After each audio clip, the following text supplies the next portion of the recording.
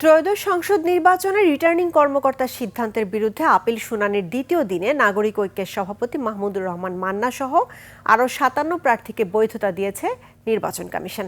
এদিন ৭ জনের মনোনয়ন বাতিল করার পাশাপাশি স্থগিত রাখা হয়েছে ৬ জনকে। এদিকে নির্বাচনে আইন শৃঙ্খলা পরিস্থিতি কঠোর করতে সশস্ত্র বাহিনীর সাথে বৈঠক করেছে কমিশন। আদিত্য মামুনের রিপোর্ট।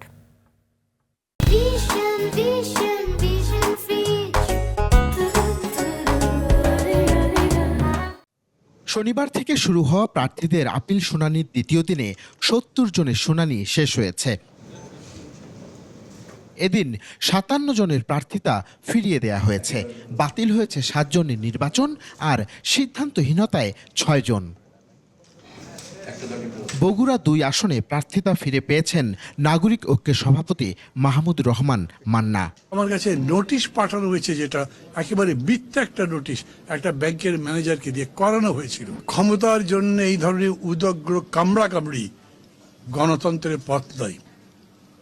দল আপনি অনেক বড় হতে পারেন, নেতা অনেক বড় হতে পারেন, ব্যক্তি অনেক বড় হতে পারেন, কিন্তু সমগ্রের কাছে ছোট।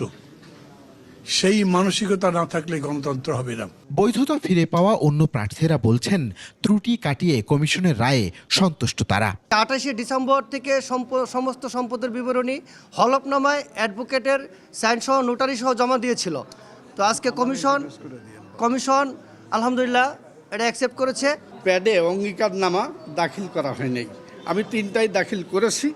আর সে কারণেই আজকে অ্যাপিল বিভাগ আমার প্রার্থিতা বৈধ ঘোষণা করেছে। এ সময় ভোটে লেভেল প্লেইং ফিল্ডের দাবি জানান জাতীয় পার্টির মহাসচিব শামীম হায়দার পাটোয়ারি। ভোট করতে গেলে স্বতঃস্ফূর্ততা লাগবে, প্রশাসনকে ফার্ম হতে হবে, ডিকটেট করতে হবে, ডোমিনেট করতে হবে, ল বাস্তবায়ন করতে হবে। Let who is high, law is above him. তবে কেউ কেউ শুনানিতে বিফল হয়ে ক্ষোভ জানান। ডকুমেন্টস ঘাটতি আছে, স্থগিত রাখা হয়েছে।